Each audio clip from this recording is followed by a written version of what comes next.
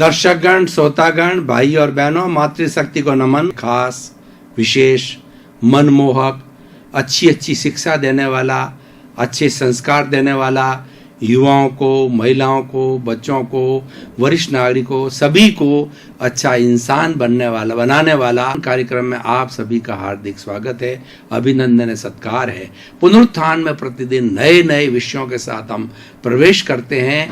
इसी विषय के अंदर आज का एक वैश्विक विषय जो है वो हम आपके सामने प्रस्तुत करने जा रहे हैं। आज का विषय है बढ़ती जनसंख्या चिंता का कारण। दर्शकगण, श्रोतागण, भाई और बहनों, जो आबादी बढ़ रही है पूरे विश्व की, आज कहा जाता है कि 7 अरब की जनसंख्या है और ये आबादी किसी भी 210 देश में से किसी भी देश में बढ़े तो वह विश्व की आबादी बढ़ती है। अब विश्व की आबादी जो है वो आज चिंता का कारण जो मैं बता रहा हूं वह विश्व की दृष्टि से नहीं है, वह चिंता का कारण भारत की दृष्टि के रूप में ही कह रहा हूं। यही मेरा मुख्य जो है वो आज के इस जो है चिंतन, इस दृष्टिकोण का विषय रहेगा। वो चिंता भारत की है क्योंकि विश्व के बहुत से देशों के अंदर बहुत सीमित आबादी है।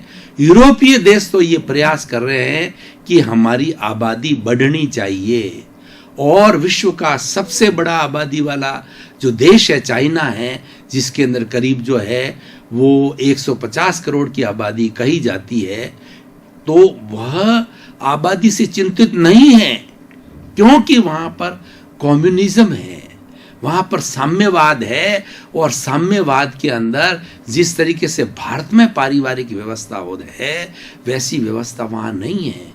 वहां सबका माई बाप जो है सरकार है, बच्चे को जो जन्म दिया जाता है उसके बाद करीब करीब वह सरकार को सुपुर्द हो जाता है और सरकार ही उसका परवरिश करती है, उससे कार्य लेती है और बढ़ाती है। यानी जो सिस्टम हिंदुस्तान के अंदर है कि वो माता पिता की संतान होती है, माता पिता के साथ रहता है, परिवार बनता है, समाज बनता है, परिवार की व्यवस्था है, वैसा सिस्टम नहीं है। तो हम बात कर रहे हैं कि ये जो जनसंख्या बढ़ने का जो चिंता का कारण, हम हिंदुस्तान की बात कर रहे हैं। हिंदुस्तान में जब देश आजाद हुआ था 1947 के अंदर, तब हमारी आबादी कुल 33 करोड़ थी और आज जो बताया जा रहा है कि 2011 की जो हमारा सरकारी आंकड़ा है वो 125 करोड़ बताया जाता है, लेकिन 2011 के बाद में 7 वर्ष ऊपर चले गए हैं और उसके साथ साथ में बहुत से ऐसे लोग हैं उस दायरे में नहीं आते हैं, कईयों के पास आईडी नहीं है और उनका रजिस्ट्रेशन नहीं होता है, और दूसरा सैन्य बल है, उसका जो है वो उसका बताया भी नहीं जाता है राइट फिगर। तो इस तरीके से काफ़ी लोग इस जनसंख्या में छूट रहे हैं। तो अगर आज की तारीख के अंदर हम अनुमान लगावें कि 125 करोड़ हम बोलते हैं, वो तो 125 करोड़ 2011 सेंसस का है, लेकिन आज 7 साल के बाद लोगों को छूटने जो उसके रजिस्ट्रेशन छूट रहा है तो ये 140-150 करोड़ से कम नहीं है। यानी हम भी जो है वो चाइना से, कि हालांकि वो फिगर के अनुसार जो कि हम आंकड़े हैं उसके अनुसार विश्व का बड़ा देश है, लेकिन उस आंकड़ों के अंदर जो हमारी कमियां उनको जोड़ें तो विश्व का बड़ा देश जनसंख्या का हमारा कहलाता है। हर भारत का 5वां जो है व्यक्ति है वो नागरिक भारतीय है, विश्व का नागरिक। यानी 20% रेशियो के अंदर अकेले भारत के नागरिक आ रहे हैं और ऐसा कहा जाता है कि प्रति क्षण जो है, यानी हर सेकंड है, भारतवर्ष के अंदर एक बच्चा जन्म लेता है। इसके लिए देखिए सरकार ने बहुत सी बड़ी व्यवस्थाएं कर रखी है, फैमिली प्लानिंग की है, और दूसरा व्यक्तियों को सामाजिक हिसाब से भी बहुत ट्रेनिंग दी जा रही है, और समाज में जीने वाला जो हस्बैंड वाइफ का जोड़ा है वह भी समझता है कि आजकल बच्चों को मेरिट के ज़माने के अंदर हमारी शिक्षा कितनी महंगी है, उनको पैरों पर खड़ा करना, उनका पालन पोषण करना आजकल कितनी समस्याएं हैं जीवन के अंदर। तो इसीलिए जो पुराने समय के, जैसे मैं मेरी बात करूं आज से 50 साल जो है, ऐसा कहा जाता कि हम 2 हमारे 3, बाद के अंदर ये घट के, आज से 25 साल पूर्व ये घट के आया, हम दो हमारे दो। और आज की तारीख के अंदर जब समाज की परिस्थितियां बढ़ती गई और हमारे जो है वो कमाई के साधन घटते गए और हमारी कुछ न कुछ तकलीफें बढ़ती गई, तो आजकल ये कहा जाता है हम दो हमारे एक की अवस्था आ गई है। जब हम दो और हमारे एक की अवस्था है, ये प्राय चल रहा है, तो फिर हिंदुस्तान की जनसंख्या बढ़ क्यों रही है? भाई साहब, भाई और बहनों, ये देखने की बात है कि मैं किसी को ब्लेम नहीं करता, किसी का नाम नहीं लेना चाहता। हमारे भारत के अंदर बहुत सी संस्कृतियां, बहुत से धर्म के लोग, बहुत सी जातियों के लोग यहाँ निवास करते हैं।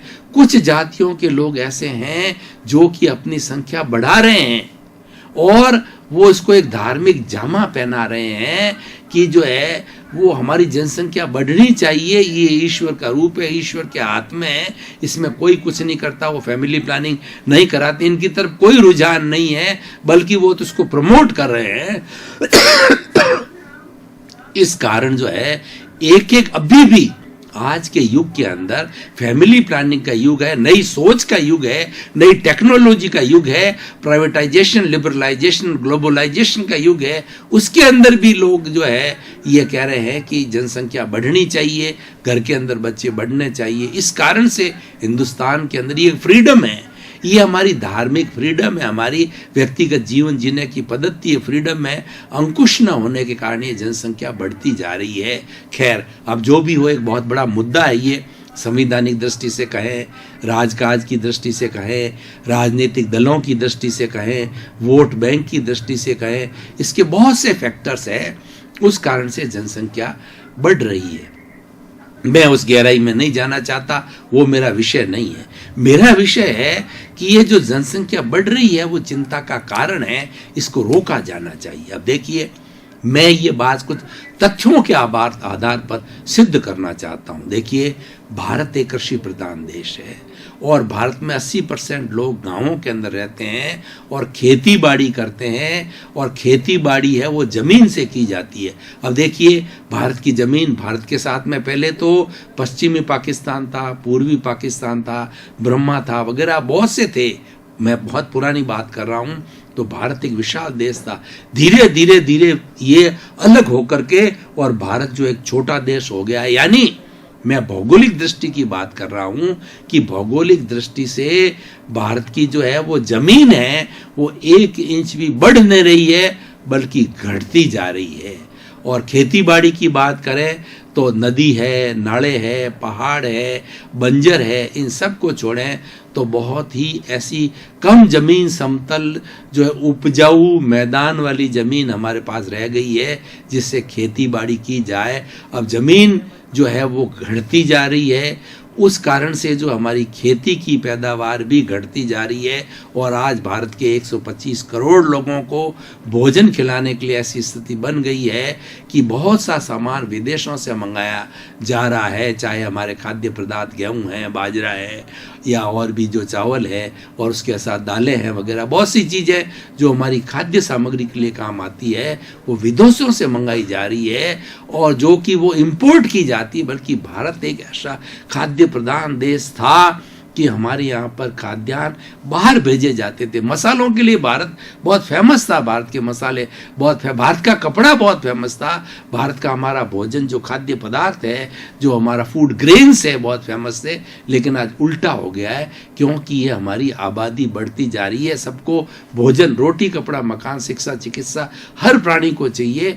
तो इस कारण से जब ये सबका बड़ा दुष्परिणाम क्या है कि हमारी आबादी बढ़ रही है। और देखिए, दूसरा कारण क्या है कि व्यक्ति के अंदर लोभ की प्रवृत्ति इतनी आ गई है कि वो लोगों ने आज खेती करना बंद कर दिया है, और उस कारण से अपनी जो खेती की जमीन है वो इंडस्ट्री के रूप के अंदर बड़े बड़े मॉल बनाने के लिए, बड़ी बड़ी जो है अट्टालिकाएं खड़ी करने के लिए बहुत ऊंचे दामों के ऊपर लोग गाँवों में क्या, शहरों के क्या, और गाँव और शहरों की पेरीफेरी पे क्या, वो उसको बेचते ही जा रहे हैं, बेचते ही जा रहे हैं, बेचते ही जा रहे हैं और बड़ी बड़ी अटालिकाएं खड़ी हो गई है और हमारी जो ज़मीन जो है वो घटती जा रही है। और दूसरा क्या है कि मकान हर एक को चाहिए। जब जनसंख्या बढ़ रही है तो मकानों की संख्या को भी बढ़ाना बहुत ज़रूरी है। सरकार ने भी हाउसिंग बोर्ड योजना है, उसके अलावा बहुत से जो है वो ये जो रियल इस्टेट्स वाले हैं वो इसको कार्य को कर रहे हैं। इस तरीके से ये जो मुख्य बात जो मैं कह रहा था कि इसके दुष्परिणाम क्या है, पहली सबसे बड़ा जमीन वाली का दुष्परिणाम है। अब दूसरा बात जो है जो कि रोटी से जुड़ा हुआ है, रोटी सबको मुहैया ना हो पा रही है और उसके अंदर आपाधापी जो है बढ़ती जा रही है। और उसके साथ साथ में क्या हो रहा है कि लोगों ने ब्लैक बाजारी चालू कर दी। जो है वो मालूम है कि जनसंख्या ज़्यादा है तो फूड ग्रेन्स क्या, फूड क्या, सभी तरह का जनसंख्या ज़्यादा होने कारण में फूडिंग्स की आवश्यकता बढ़ गई है। तो लोगों ने जो है इस आवश्यकता का इसका मजबूरी का रूप लेकर के वो रेट बढ़ा रहे हैं, मिल नहीं रही है, छुपा रहे हैं, काला बाजारी कर रहे हैं। अगर हमारे पास में चीज़ पर्याप्त होती है तो ये डिमांड और सप्लाई का फॉर्मूला है कि अगर आपकी डिमांड और सप्लाई बराबर होती है तो काला बाजारी नहीं होती है। प्रचुर मात्रा के अंदर वो आवश्यक चीज़ें हर एक को मिल जाती है। लेकिन अब ये डिमांड बहुत ज़्यादा है, प्रोडक्शन कम है, सप्लाई कम है, इसलिए भावों का बढ़ना, महंगाई का बढ़ना, काला बाजारी का बढ़ना, मिलावट का बढ़ना। अब मैं बात कर रहा हूँ कि हमारी जो गाय माँ है जो कि दूध देती है, गाय का जो दूध है वो एक होलिस्टिक जो है डाइट के रूप में गिना जाता है। मात्र दूध से व्यक्ति जो है जीवन भर अपने शरीर को चला सकता है, क्योंकि अकेले दूध से, दूध तो पीने के सबसे बड़ा प्रोटीन टॉनिक है, दूध अपने आप के अंदर फुल डाइट है। जो अपने गाय का दूध है फुल डाइट कही जाती है। देखिए इस दूध से जो है उसके बाद के अंदर हम कितनी, दूध के बाद में हम दही बनाते हैं, दही के बाद में मक्खन बनाते हैं, मक्खन के बाद घी बनाते हैं और उसके बाद में इस दूध से कितने हजारों लाखों तरह के जो है हमारे दूध के जो है मिठाइयाँ बनती है, व्यंजन बनते हैं। तो एक अकेली गौ माता का दूध है कितने कितने रूप के अंदर हमको खाद्य सामग्री देता है। और गौ माता की तो गोबर जो होता है धार्मिक कार्यों के लिए, पूजा के अंदर वो काम आता है, मूत्र होता है उसकी चिकित्सा के अंदर काम आता है। और वो मूत्र भी जो है वो शुद्ध रूप के अंदर उसके छींटों से पवित्र किया जाता है। यानी गाय माँ के अंदर 33 करोड़ देवता निवास करते हैं। और गौ माता इसको इसीलिए कहा गया है कि ये गौ माता की कोई भी चीज जो है, इवन उसका जो टॉयलेट है, लेट्रिन है, जो गोबर के रूप में मिलता है, वो कितना बड़ा उपयोगिता आप मान सकते हैं कि वो माता कितनी पवित्र है। लेकिन बड़ा दुर्भाग्य हमारे देश का, उसमें हम सभी शामिल हैं कि हमारी इस भारतीय संस्कृति के अंदर, हिंदू संस्कृति के अंदर गौ माता को स्लॉटर हाउस के अंदर भेजा जा रहा है और बड़ी तादाद के अंदर वो कट रही है। और आज जो दूध हमें, जो गौ माता का दूध पवित्र शुद्ध जो है पौष्टिक दूध मिलना चाहिए, उसकी से सिंथेटिक दूध मिल रहा है, मिलावट का दूध मिल रहा है जो कि हमारे स्वास्थ्य के लिए हानिकारक है। उसी कारण से जो और बढ़ती जनसंख्या इधर हो गई और इधर गौ माता जो है वो काटी जा रही है और उधर से जो है वो प्रोडक्शन कम हो रहा है और इसी डिमांड बढ़ रही है। इन दोनों के बीच के अंदर ज़्यादा गैप होने के कारण सिंथेटिक का होना, मिलावट का होना और दूध के अंदर पानी का ज़्यादा मिलावट होना, ये सब चीज़ें पनप गई है। यानी अनैतिक कार्य पनप गए हैं जो कि सीधे हमारे स्वास्थ्य को प्रभावित करते हैं। जनसंख्या बढ़ रही है लेकिन वो जनसंख्या वो पहले शौर्य वीर वाली जैसी जनसंख्या नहीं रही है। लूले जन्मते हैं, लंगड़े जन्मते हैं, अपाहिज जन्मते हैं और उसके साथ साथ के अंदर जो है वो कई बीमारियों को लेकर के जन्मते हैं, क्योंकि सारा माहौल पॉल्यूटेड हो गया है, पानी पॉल्यूटेड है, हवा पॉल्यूटेड है, भोजन जो है हमारा पॉल्यूटेड है। तो अच्छे बच्चे कहाँ से पैदा होंगे? तो ये भाइयों, ये सब संख्या के बढ़ने के दोष हैं। अब मैं एक सबसे बड़ा दोष ये बता रहा हूँ कि सरकार जो है हमारी सुविधा, रोटी कपड़ा मकान, शिक्षा, चिकित्सा, ये सारी सुविधाएं हैं हमारे संविधान के अंदर एम्बेडेड है कि सरकार को ये जो है वो कुछ चीज़ें निःशुल्क देनी चाहिए और कुछ चीज़ें वाजिब शुल्क के ऊपर नहीं जाना चाहिए। जैसे हाउसिंग का है, मकान वाजिब रेट पे मिलना चाहिए, और हवा है, पानी है, ये तो फ्री दिया जाना चाहिए। पानी भी लेता है तो ट्रांसपोर्टेड चार्जेस लिए जाते हैं, पानी के चार्जेस नहीं लिए जाते हैं। तो इन सब चीज़ों को सरकार भी जो है आज करे। लेकिन होता क्या है कि सरकार अपने 10 साल 20 साल का आंकड़ा लेकर के कोई भी योजना बनाती है, लेकिन उस योजना के अंदर देखते हैं कि 10 साल के अंदर जो पॉपुलेशन इंक्रीज जितना उन्होंने जो एक्सपेक्टेड किया था, एस्टिमेशन किया था, उससे बहुत ज़्यादा हो गया और वो योजना फेल हो जाती है। और होती भी है। मान लीजिए एक कमरे के अंदर जो है 20 लोग बैठने की जगह है या खड़े रहने की जगह है, मान लो 50 की है, और उसके अगर 100 लोग आ जाते हैं तो क्या होता है, भगदड़ मचती है। भगदड़ मचने से क्या हो जाती है, किसी की मौत तक हो जाती है। हमको शुद्ध जो है वायु लेने के लिए प्राणवायु नहीं मिलती है भगदड़ के अंदर। ये समस्या तो वास्तव के अंदर मैं अपनी भाषा में कहना चाहूँगा कि हमारे देश के अंदर भगदड़ मच गई है।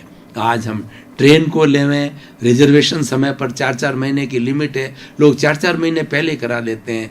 भोजन का देखें कमी, ट्रेन की व्यवस्था की कमी, चाहे आप जो है बस के स्टैंड पर चले जाइए, चाहे सड़क पर खड़े जाइए, हिंदुस्तान का एक ऐसा कोई कोना नहीं है जहाँ पर भीड़ ही भीड़ नज़र नहीं आती हो। तो ये कारण क्या है? इन सब का कारण है कि भारत की बढ़ती हुई जनसंख्या है, और यही एक चिंता का कारण है, ये कोलाहल का कारण है।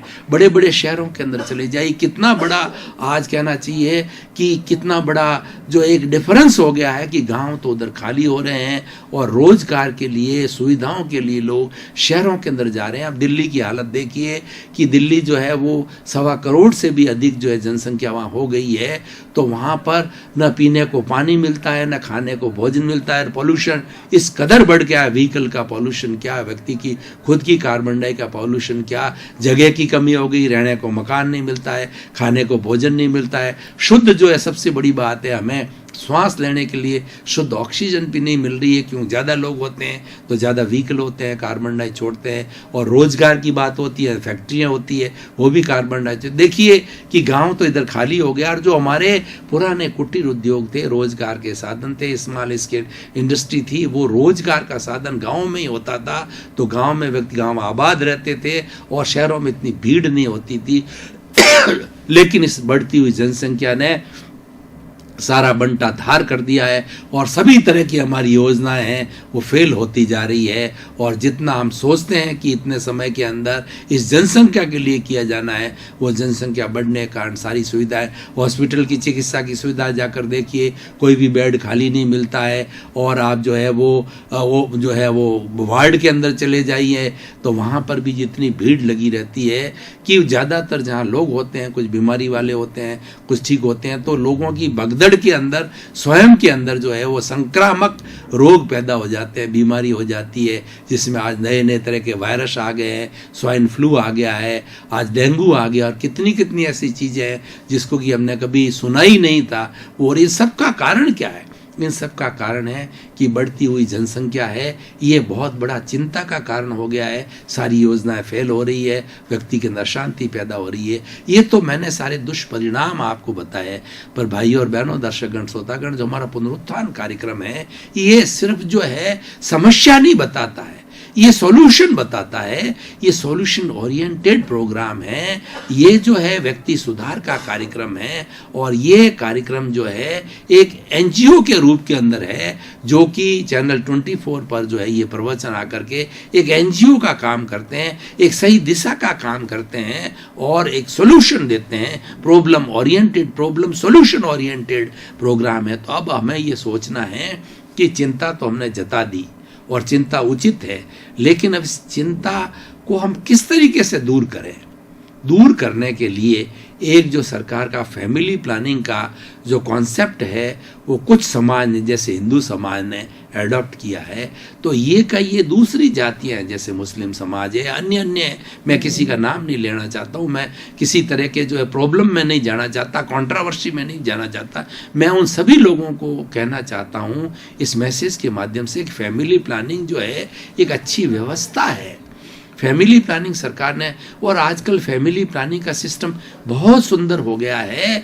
पुराने ज़माने में बहुत कॉम्प्लिकेटेड था और व्यक्ति को भय लगता था, लेकिन आज तो मात्र 5 मिनट के अंदर फैमिली प्लानिंग का दूरबीन के जरिए कर दिया जाता है। व्यक्ति को मालूम ही नहीं पड़ता, एहसास भी नहीं पड़ता है। तो जैसे कि कॉन्सेप्ट है, मान लीजिए कि हमारा परिवार का कॉन्सेप्ट है कि हम 2 हमारे 2, अगर आप ज़्यादा चाहते हो हम 2 हमारे 3 तक ले जाइए, जो कि 50 साल का पुराना, अगर संतुष्टि नहीं हो तो 3 पे आइए, 2 पे आइए, 1 का तो चल ही रहा है जो। तो सभी लोगों को पालन करना चाहिए। एक पर्टिकुलर तबका, एक पर्टिकुलर संस्कृति के लोग पालन करने से नहीं होगा।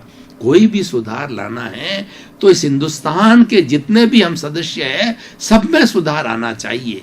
पर्टिकुलर सुधार होने से तो एक पर्टिकुलर रेशियो हो गया, और छोटा रेशियो इसको मान्य कर रहा है, वो सबको जो है एट लार्ज इसको रिकॉग्नाइज करना चाहिए। और वास्ते सरकार ने भी बहुत जो है कहना चाहिए सराहनीय कार्य किया है। उन्होंने तो यहाँ तक कहा जिसके 2 से ज़्यादा बच्चे होंगे उसको किसी भी पॉलिटिकल पार्टी में टिकट नहीं लगेगा, वो चुनाव में खड़ा नहीं हो सकता है। बहुत सी तरह की पेनल्टी है। सरकार को हम धन्यवाद देते हैं, साधुवाद देना चाहते हैं, लेकिन वो सभी सरकारों ने नहीं किया है। वो सेंट्रल गवर्नमेंट को भी करना चाहिए और सभी सरकारों को इस समस्या के समाधान के रूप में कुछ न कुछ जो सोर्स है, जो ओरिजिन है, जहां से कि जनसंख्या बढ़ रही है, जो यानी जो ग्रोथ बढ़ रही है, उस ग्रोथ के ऊपर रोक लगानी चाहिए। तो जब सोर्स के ऊपर रोक लगाते हैं तो सोर्स के ऊपर रोक लगने से ऑटोमेटिकली हमारा इनपुट घट जाएगा। तो इनपुट को हमें घटाना है, यानी हमारी जो बर्थ रेट है उसको रिड्यूस करना है। और देखिए डेथ रेट है वो तो ईश्वर का मामला है। हम तो अहिंसावादी है, हम किसी को कष्ट नहीं देना चाहते, हम किसी को दुख नहीं देना चाहते, बल्कि सरकार भी सहयोग कर रही है और पूरा समाज भी ये चाहता है कि शतायु हो, ये कहा जाता है, दीर्घायु हो, ये कहा जाता है। तो वो भी किस लिए कहा जाता है कि वह जो है परोपकार का कार्य करे, समाज का कार्य करे, और समाज के अंदर बैड एलिमेंट के रूप के अंदर समाज को कष्ट दे करके, समाज में बुराइयां व्याप्त करके अगर व्यक्ति जीता है तो वो भी कोई अच्छा इंसान नहीं है। और आजकल कितना कितना हो रहा है। देखिए अभी मैंने आज ही न्यूज़ सुनी कि कुछ युवकों ने जो अरबों रुपए की जो है वो जो जयपुर के अंदर बैंक डकैती की जो उन्होंने योजना बनाई थी, वो कृतज्ञ हैं। ये जो हमारी मानवता के नाम पर कलंक है। हालांकि लोग पकड़े जा रहे हैं, सरकार भी कर रही है, पर सवाल ये है कि वो ऐसी प्लानिंग दिमाग के अंदर क्यों लाते हैं। इसके अंदर बहुत से कारण हैं। एक तो जो है हमारी बेरोजगारी भी कारण हो सकता है, और दूसरा कारण है कि जिस घर के वो बच्चे हैं उनके घर में अच्छे संस्कार नहीं दिए गए हों, और सारे युवा लोग कर रहे हैं। 18 से 25 साल का युवा है, सबसे ज़्यादा अपराध कर रहा है, चाहे ड्रग्स का मामला हो, चाहे चोरी का मामला हो, चाहे हिंसा का मामला हो। सारा अपराध की अगर एट लार्ज की बात करें तो अपराध करने वाले लोग 18 से 25 साल के, चाहे रेप करने वाले वो टीनेजर्स है।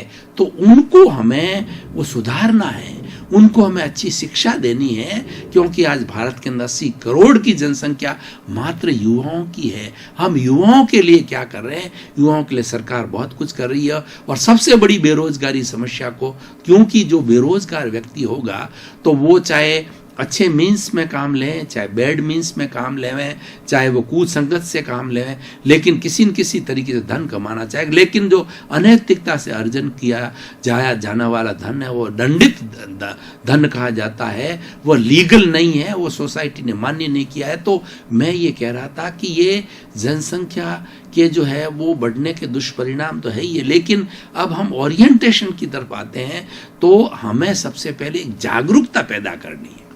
हमें समाज के बीच में फैमिली प्लानिंग को सबसे ज़्यादा ऊंचा स्थान देना चाहिए। और दूसरा जो है, हमें एक समाज के अंदर एक वातावरण बनाना है कि हम ऐसा कार्य करें जिससे कि हमारे किसी भाई को कोई कष्ट न हो, बल्कि उसको हम सहयोग करें। दर्शकगण, श्रोतागण, भाई और बहनों, आपका बहुत बहुत धन्यवाद, साधुवाद, कृतज्ञता आपके प्रति। कार्यक्रम की आप आत्माओं को आप देख करके, इसकी सराहना करके, इसको जीवन में उतार कर इसको सफल बना रहे हो, और हमारा उद्देश्य यही है, जगत कल्याण का है। इसी क्रम में आपके प्रति मंगल भावना, शुभकामना। आपका जीवन आनंदमय हो, मंगलमय हो, धर्ममय हो, प्रेममय हो, और खूब आप शतायु होकर के समाज की सेवा करते रहें। आपके प्रति मंगल भावना।